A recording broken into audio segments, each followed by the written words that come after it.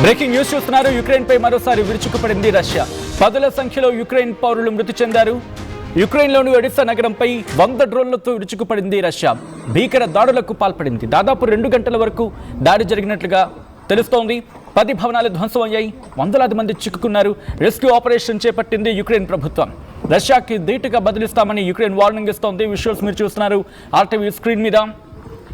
మరీ ముఖ్యంగా ఇటు డ్రోన్లతో దాడికి పాల్పడింది రష్యాకి ధీటుగా బదిలిస్తామంటూ సమాధానం ఇస్తోంది యుక్రెయిన్. ఈ కథను మిమ్మల్ని కాస్త కలవరపరచవచ్చు. దీనికి సంబంధించి తగిన జాగ్రత్తలు తీసుకోవాలని ఆర్టీవీ సూచించడం జరుగుతోంది. This is a disturbing content. Video description is highly advised. ఈ మధ్య కాలంలో యుక్రెయిన్పై రష్యా వరుస దాడులకు పాల్పడుతోంది. ఎందుకంటే అంతర్జాతీయ పరిణామాలు మారుతున్న క్రమంలో ఒక్కసారిగా ఇక్కడ ఈక్వేషన్స్ మారుతున్నాయి అంటూ కూడా మాట్లాడుకుంటున్న పరిస్థితి. ఎందుకంటే ఇప్పుడు అమెరికా ఫోకస్ అంతా ఇరాన్ వైపు ఉన్న క్రమంలో ఇప్పుడు యుక్రెయిన్లో దృష్టి సారించే అవకాశం, మరి ముఖ్యంగా యూరోప్ గురించి మాట్లాడుకున్నా, నేటో గురించి మాట్లాడుకున్నా, నేటోలో చీలి గురించి మాట్లాడుకుంటున్న సందర్భంలో ఈ పరిస్థితిని రష్యా అధ్యక్షుడు పుతిన్ అడ్వాంటేజ్ తీసుకుంటాడా అనే చర్చ జోరందుకుంటోంది. ఎక్కడా కూడా రష్యా మాట్లాడట్లేదు. బట్ ఈ అంశం మీద మాట్లాడిన క్రమంలో యుక్రెయిన్ మీద మాత్రం దాడులకు ఈ మధ్య కాలంలో దాదాపుగా చాలా వేగవంతమైన దాడులు చేస్తోంది, చాలా త్వరగా దాడులు చేస్తోందని చెప్పి మాట వినిపిస్తున్న క్రమంలో ఈ రోజు జరిగిన దాడి గురించి మాట్లాడుకుంటున్న క్రమం, దానికి సంబంధించిన విజువల్స్ మీరు చూస్తున్నారు. అసలు రష్యా ఎందుకు దాడి చేస్తోంది, ఒడిశాని ఎందుకు టార్గెట్గా చేసుకుందనేది చాలా మంది మాట్లాడుకునే మాట. ఎందుకంటే చాలా కీలకమైన నగరాలు యుక్రెయిన్కి సంబంధించి మాట్లాడుకున్న సందర్భాల్లో, యుక్రెయిన్కు కీలకమైన నగరాలుగా మాట్లాడుకున్న సందర్భంలో కీలక ప్రాంతాల్లో, అసలు యుక్రెయిన్ కీలక ప్రాంతాలు ఒకటి, అసలు ఎందుకు యుక్రెయిన్ కీలక ప్రాంతాలని టార్గెట్ చేస్తోంది, ఎందుకు అవి అంత కీలకం అనేది కూడా మనం డీటెయిల్గా మాట్లాడుకుందాం. మరి ముఖ్యంగా ఒడిశా గురించి ముందు మాట్లాడుకునే ప్రయత్నం చేద్దాం. ఆ విజువల్స్ మీరు చూస్తున్నారు. అక్కడ ఎటువంటి పరిస్థితి ఉందనేది. యుక్రెయిన్ రష్యా యుద్ధంలో ఒడిశా ప్రాంతం అత్యంత వ్యూహాత్మకమైంది. ఇంకా మాట్లాడాలంటే రష్యా నిరంతరం దాడులు చేయడానికి, యుక్రెయిన్ దీనిని ప్రాణప్రదంగా కాపాడుకోవడానికి ప్రధానంగా ఇక్కడ వినిపించే మాట ఏంటంటే ఫినాన్షియల్గా, అలాగే జియోగ్రాఫికల్గా, హిస్టారికల్గా అనేకమైన కారణాలు ఉన్నాయి. అయితే తాజాగా డ్రోన్ దాడి జరిపింది. ఆ డ్రోన్ దాడులు మీరు చూడొచ్చు. అక్కడ ఇల్లు ధ్వంసం అయిపోయాయి, అక్కడ విద్యుత్ సరఫరా నిలిచిపోయింది, పూర్తి స్థాయిలో ఇల్లు నేల కూలిపోయాయి. అక్కడ యుక్రెయిన్కి సంబంధించిన రక్షణ వ్యవస్థ ఎమర్జెన్సీ టీం అక్కడికి చేరుకుని అక్కడ రెస్క్యూ ఆపరేషన్స్ని కొనసాగిస్తోంది.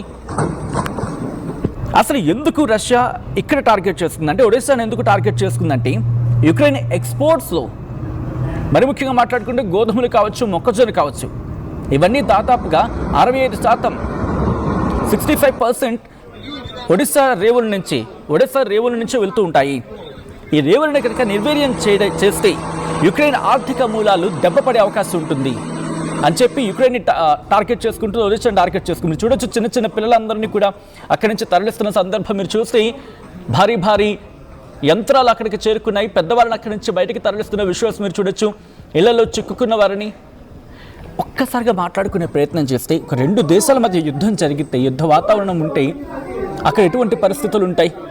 బలైపోయేది మాత్రం సాధారణ పౌరులే, సామాన్య ప్రజలే. ఆ దేశ ప్రజలు ఎంత ఇబ్బంది పడుతున్నారు ఇప్పుడు. అట్ ద సేమ్ టైం ఒడిశాను స్వాధీనం చేసుకుంటే యుక్రెయిన్కు బ్లాక్ సీతో సంబంధాలు పూర్తిగా తెగిపోతాయా? ఇదే బిగ్గెస్ట్ క్వశ్చన్ మార్క్. ఎందుకంటే ఒడిశా అంత కీలకమైన ప్రాంతం వాళ్ళకి. ఒక విధంగా చెప్పంటే ల్యాండ్ లాక్డ్గా మారిపోతారు అనే మాట వినిపిస్తుంటుంది. దాంతోపాటు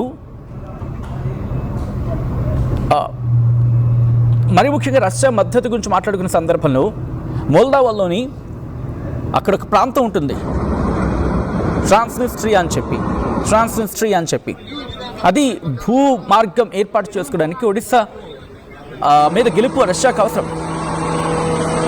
ఇక్కడ మాట్లాడుకున్న సందర్భంలో, ఎందుకంటే ఒడిశా గురించి ఎందుకు మాట్లాడుకుంటున్నారంటే అది లైఫ్ లైన్, యుక్రెయిన్కి లైఫ్ లైన్. ఆ లైఫ్ లైన్ కనుక దెబ్బతీస్తే, యుక్రెయిన్ కనుక తన కీలకమైన స్థావరాన్ని కోల్పోతే అప్పుడు రష్యా కలిసి వచ్చే అంశం. మరి ముఖ్యంగా ప్రపంచ ఆహార భద్రతకు భాండాకరంగా మాట్లాడుకుంటుంటారు యుక్రెయిన్ను. ఒడిశా పోర్టులు పనిచేయకపోతే ప్రపంచవ్యాప్తంగా ఆహార కొరత ఏర్పడుతుందనేది వినిపించే మాట. అఫ్కోర్స్ అంటే మనకు సంబంధించి కాదు, మనకి సంబంధించి కాదు, ఎందుకంటే మన దగ్గర ఆ పంటలు ఉన్నాయి.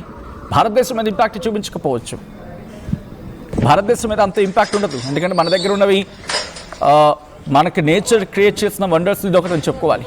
మనకైతే ఇబ్బంది ఉండదు ఆహారానికి అంత వేగంగా, తిండి గింజలకైతే ఇబ్బంది ఉండదు అంతగా. కానీ ప్రపంచానికి మాత్రం ఇది ముప్పై. ఎప్పుడైతే ఇక్కడ యుక్రెయిన్ ఆగిపోయిందో మన దగ్గర నుంచి కొనడం ప్రారంభించారు, అటువంటి సినారియో. దాంతోపాటు నౌకాదళం, నేవీ, యుక్రెయిన్ నేవీ ఒడిశా కీలక ప్రాంతం. అక్కడ యుక్రెయిన్ నేవీకి రష్యా 2014లో క్రైమియాను ఆక్రమించుకున్న తర్వాత యుక్రెయిన్ తన నేవీ కార్యకలాపాలన్నింటినీ కూడా ఎక్కడి నుంచి నిర్వహిస్తుంది. సో క్రైమియా విషయంలో మనం మాట్లాడుకుంటూ ఉంటాం. దాంతోపాటు ఇంధన మౌలిక సదుపాయాల గురించి మాట్లాడుకోవాలి. ఇక్కడ భారీ ఆయిల్ టెర్మినల్స్ ఉంటాయి, గ్యాస్ పైప్ లైన్స్ ఉంటాయి. శీతాకాలం అంటే చలికాలం గురించి మాట్లాడుకుంటే ఇక్కడ ఎనర్జీ గురించి మాట్లాడుకోవాలి. దాంతోపాటు విద్యుత్ కేంద్రాల గురించి మాట్లాడుకోవాలి. ఇది కనుక టార్గెట్ చేస్తే అక్కడ ప్రజల నుంచి ఇంకా ఉవ్వెత్తున నిరసన వ్యక్తమవుతుంది, ఆవేదన వ్యక్తమవుతుంది. అది ఇంపాక్ట్ యుక్రెయిన్ అధ్యక్షుడు జెలెన్స్కీ మీద పడే అవకాశం ఉంటుంది అనేది వినిపించే మాట. రష్యా సుమారు 50కి పైగా డ్రోన్స్ను ఉపయోగించి ఒడిశాపై దాడి చేసింది. ఇందులో 23 మందికి పైగా గాయపడగా 10 సంఖ్యలో మరణాలు నమోదైనట్టుగా తెలుస్తోంది. విద్యుత్ కేంద్రాలు అక్కడ ధ్వంసమయ్యాయి. యుక్రెయిన్ సైన్యం తన వైమానిక రక్షణ వ్యవస్థ అంటే గగనతల రక్షణ వ్యవస్థ గురించి మాట్లాడుకుంటుంటాం కదా, వాటి ద్వారా వీటిని అడ్డుకునే ప్రయత్నం చేసింది. ఆధునిక ఆయుధాలు అనేవి ఇక్కడ వినిపిస్తున్నమాట. కోర్స్ శాంతి చర్చల గురించి మాట్లాడుకున్నప్పటికీ కూడా ఎక్కడ ఫలించట్లేదు అవి. ఈ నేపథ్యంలో కొన్ని కీలక ప్రాంతాలు, అసలు ఏంటి యుక్రెయిన్ కొన్ని కీలక ప్రాంతాలు, ఎందుకు టార్గెట్ చేస్తుందని మాట్లాడుకుంటూ ఒడిశా గురించి మాట్లాడుకున్నాం. దాని తర్వాత కీవ్ వాళ్ళ రాజధాని ఒడిశా, అక్కడ నల్ల సముద్ర తీర నగరం అది. డోన్బాస్ అంటుంటారు, డోనెట్స్క్, లుహాన్స్క్ ఆ ప్రాంతాలు ఉంటాయి అక్కడ. ఇలా మారియోపోల్, ఖార్కివ్, జపోరిజియా, లివివ్ ఇవన్నీ కూడా వాళ్ళకి కీలకమైన ప్రాంతాలు. నేను ఎందుకంటే చాలామందికి బహుశా ఇన్ఫర్మేషన్ గురించి ఆర్టీవీని ట్యూన్ చేస్తూ ఉంటారు కాబట్టి వాళ్ళకి నేను చెప్పే ప్రయత్నం చేస్తున్నాను. ఒక సబ్జెక్ట్ వచ్చినప్పుడు దానికి కోరిలేటెడ్గా ఉండేవి కూడా మనం మాట్లాడుకునే ప్రయత్నం చేస్తున్నాం. జపోరిజియా కావచ్చు, ఎందుకంటే న్యూక్లియర్ ప్లాంట్స్ ఉన్నాయి.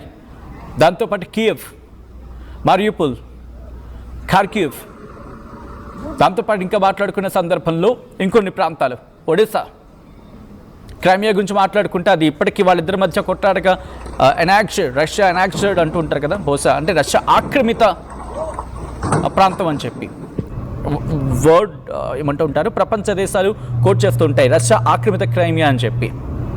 సో ఇటువంటి సందర్భంలో ఒకసారి ఆ దృశ్యాలు చూడొచ్చు.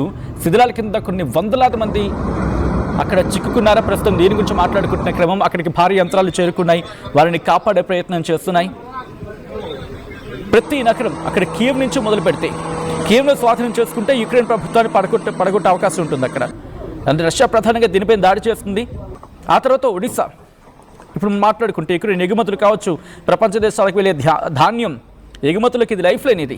ఇది కనుక చేజారిపోతే అక్కడ ల్యాండ్ లాక్డ్ కంట్రీ, అది ఆర్థికంగా కుప్పకూలిపోతుంది. డోన్బాస్ అంటే డోనెట్స్క్ కావచ్చు, లుహాన్స్క్ కావచ్చు, యుక్రెయిన్ ఈస్టర్న్ పార్ట్లో ఉంటూ ఉంటాయి. ఇది ఒక పారిశ్రామిక ప్రాంతం. ఇది భారీగా బొగ్గు గనులు ఉంటాయి, ఉక్కు కర్మాగారాలు ఉంటాయి. రష్యా అనుకూల వేర్పాటువాదులు ఇక్కడ బలంగా ఉన్నారన్న మాట వినిపిస్తూ ఉంటుంది. ఈ ప్రాంతంపై పట్టు సాధించడం ద్వారా యుక్రెయిన్ని ఇండస్ట్రియల్గా దెబ్బ కొట్టాలి, అదుపులోకి తీసుకోవాలనేది రష్యా ప్లాన్గా మాట్లాడుకుంటుంటారు. మారియోపోల్ ఇది కూడా పోర్ట్ నగరం. అజోవ్ సముద్రం తీర ప్రాంతాన్ని పారిశ్రామిక నగరం ఉంటుంది. క్రైమియా ద్వీపకల్పాన్ని అలాగే రష్యా భూభాగంతో కలిపి ల్యాండ్ బ్రిడ్జ్గా మాట్లాడుకుంటూ ఉంటారు. ఇక్కడ ఈ ల్యాండ్ బ్రిడ్జ్ ఏర్పడాలంటే మారియోపోల్ స్వాధీనం చేసుకోవడం చాలా ముఖ్యం. ఇది రష్యా నియంత్రణ ఉంది అనేది వినిపించమాట. ఖార్కివ్ రెండో అతిపెద్ద నగరం, రష్యా సరిహద్దుకు మాట్లాడుకుంటే ఇది ఒక కీలకమైన నగరం. ఇలా జపోరిజియా అణు విద్యుత్ కేంద్రం, ఇక్కడ యూరప్లోని అతిపెద్ద అణు విద్యుత్ కేంద్రం ఉంది. యుక్రెయిన్ విద్యుత్ అవసరాల్లో 4వ వంతు ఎక్కడి నుంచి జరుగుతుంటుంది, అందుకే దీన్ని కూడా టార్గెట్ చేసుకునే ప్రయత్నం చేస్తూ ఉంటారు. లివివ్ అంటూ ఉంటారు. సో ఇలా ప్రతి ప్రాంతం మీద ఫోకస్డ్గా ఉంది రష్యా. ఇప్పుడు యుక్రెయిన్ మీద దాడికి పాల్పడింది. అంతర్జాతీయ పరిణామాల నేపథ్యంలోనే ఇప్పుడు రష్యా యుక్రెయిన్ మీద ఫోకస్ చేస్తుందన్న మాట వినిపిస్తున్న తరుణంలో మీరేమనుకుంటున్నారు కమెంట్ చేసే ప్రయత్నం చేయండి. ఈ కథను మిమ్మల్ని కాస్త కలవరపరచవచ్చు, అయితే మిమ్మల్ని కలవరపాటు గురి చేయడం ఆర్టీవీ ఉద్దేశం కాదు. కానీ ఇటువంటి కథనాన్ని చూసినప్పుడు కాస్త కలవరపాటు గురి అవకాశం ఉంటుంది కాబట్టి దీనికి సంబంధించి తగిన జాగ్రత్తలు తీసుకోవాలని ఆర్టీవీ సూచించడం జరుగుతుంది. This is a disturbing content. Viewer discretion is highly advised. Local to global news at your fingertips. మీ చేతిలో ఒక ఆయుధం. డౌన్లోడ్ రా TV app. media legend Ravi Prakash is back.